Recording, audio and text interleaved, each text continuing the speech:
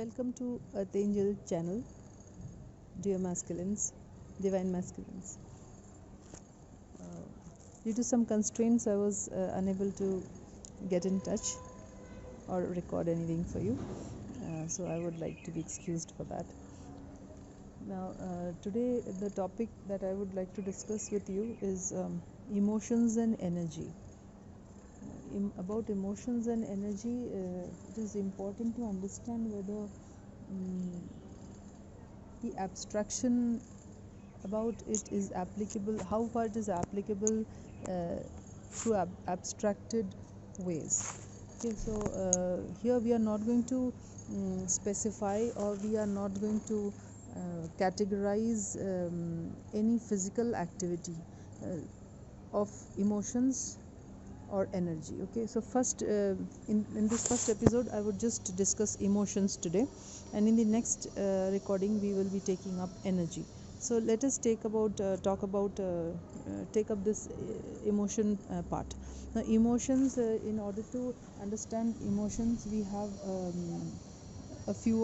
categorized a few of the emotions over here, like love, we have anger, we have hurt, fear, we have hate, we have happiness.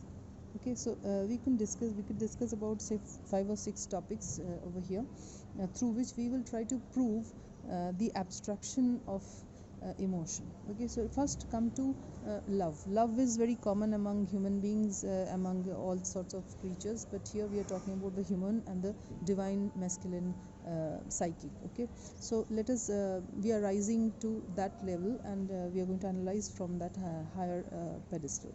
So love here means, in abstraction we could only talk about, what we talk about is concern. So concern, we can mention it as care also, care for something. You can be adaptive.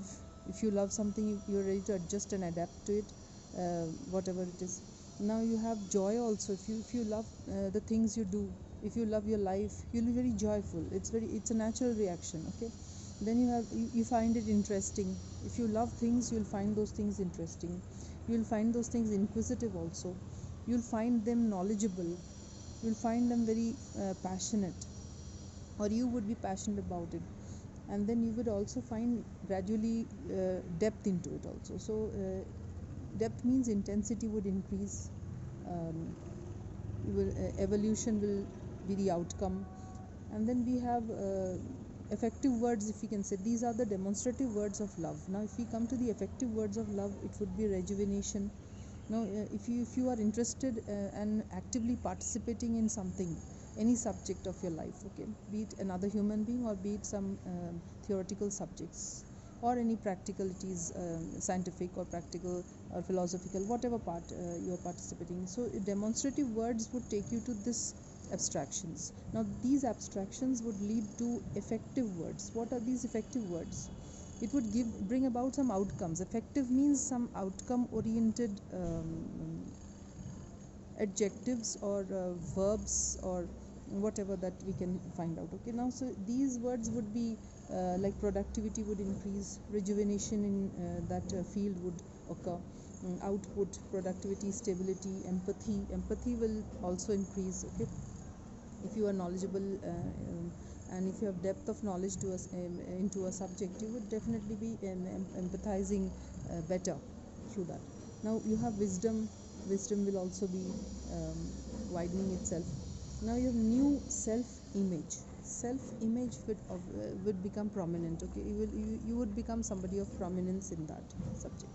You would also receive a lot of happiness through the subject.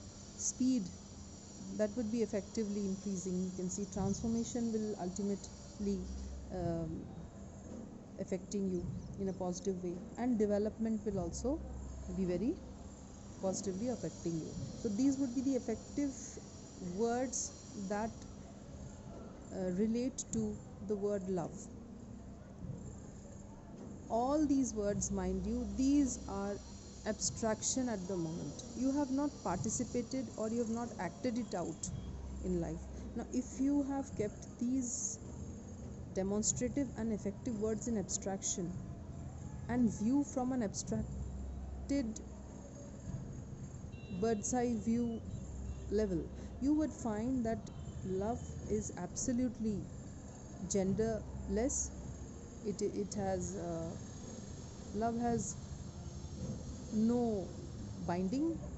Love has no relationship. It only has, I would say, it only has depth. It takes you to depth, which is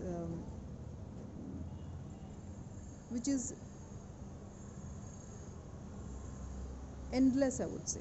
So an endless depth you could achieve, and any kind of endless depth would lead you to a new foundation, a new innovation, a new discovery.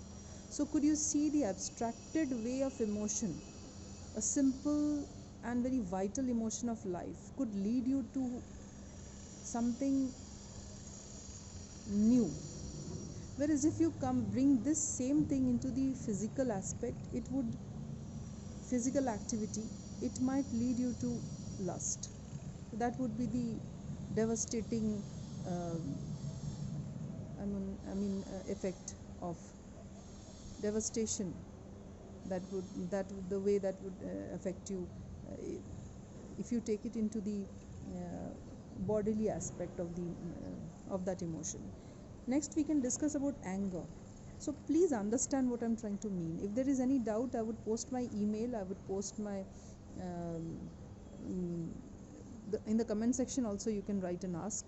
We have to discuss and understand this in order to transform our necessary areas ourselves, transform ourselves into the necessary areas we require of emotions. Okay, so you come to the anger part. Anger has it can be termed in a very demonstrative way. It is grudge. When you're performing physical performance, or not physical, I would say, the mental abstracted countability is first developed in your thoughts. Okay, in the cognition area, cognition moment, cognitive moments, you develop these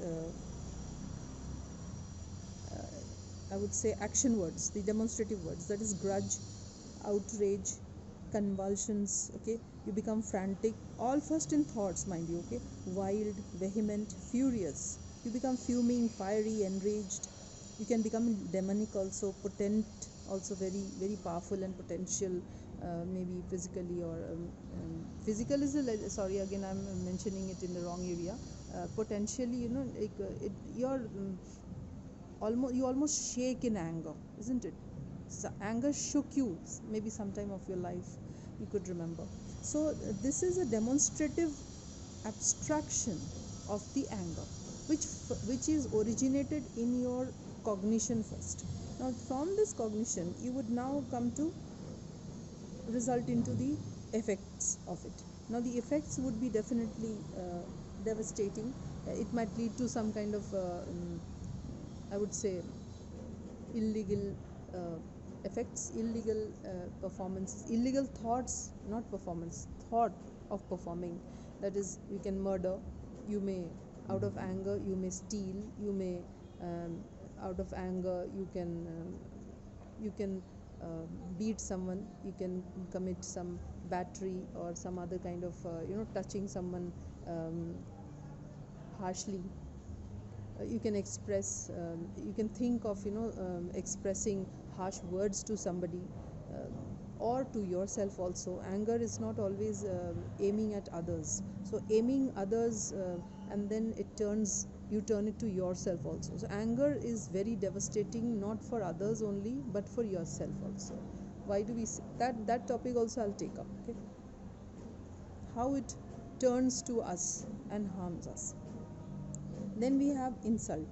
Now in insult, hurt, we have hurt is insult. We can say insult and hurt are both demonstrative. We can, in demonstration of abstractions, we also have ridicule, or we have low esteem, we have and what would be the effective word of hurt and insult? It would be affecting your confidence, low self esteem is the effect of it. Okay, then we come to so through vocabulary we are trying to judge this abstracted kind of effect, and body or physical performance of these. Okay.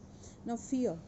Fear, fear is often denoted by, in a demonstrative way, by anxiety, terror.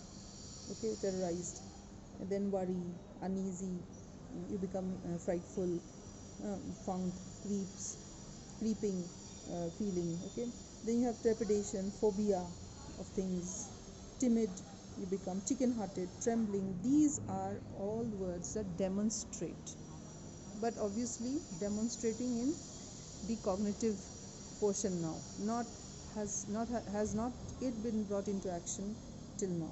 And the what would be the effective words? It would affect you in a very, I would say, it would make you, uh, it would be harmful for you. It will harm your progress, it will hamper your progress, it will tie you down to, or limit you down to certain kind of bindings. You would become more reliant on people. Your independent attitude would be affected adversely. So these would be the effective words, that the thoughts that lead, that with thought leading, the negative thought leading, adverse thought leading, adverse cognition of adverse effect of the fear. Then we have another emotion here, that is hate. That hate would be, hate could be demonstrated by aversion, by abhorrence, by hate itself, and scorn. Okay, disdain. These are the words that you could. And what would be the consequences? What would be the effects? Effective word of hate would lead to thinking of, what would I say? Mm, Again, adverse reactions towards something which you hate. You might go for avoiding it. You might take some kind of adverse actions towards it, or because you hate something, you or someone, you take adverse action towards yourself. So these things would start intervening in your thoughts. And we have another emotion which is a positive emotion, that is happiness. So we have few which are negative, and very less, a couple of them, that is love and happiness, that is positive over here. Now this positive emotion, happiness brings a lot of cheer. It brings a very balanced, sort of demonstration in your thought. Okay, you find yourself very, I would say, interesting in where you are at the moment when you're happy. Okay, the effect would be, you will be motivated, you will remain stable, um, you would be unreactive to unnecessary worries. Okay, you would be peaceful, placid, and calm. So these would be the positive effects of happiness, effective words that can take into cognition. Now my question is, abstraction is the question in our topic today. Now we have noted down the emotions. Emotions are abstract or not? So okay, we have to substantiate it to us. It is not a debatable topic. Okay, though it sounds like a debate, but I must confirm to you that everything that originates in our thought is abstracted. It's theoretical and it's abstraction. So theoretical and abstracted thoughts would first qualify itself as impersonal. It cannot be personal. Anything which is an abstraction is not personal. It is a general qualifying or disqualifying emotion. Okay, and it does not appeal or affect you negatively. It affects every being.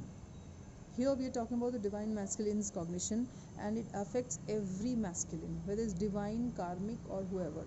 So you can soulmates also. So you can understand over here, these emotions in its abstraction would give rise to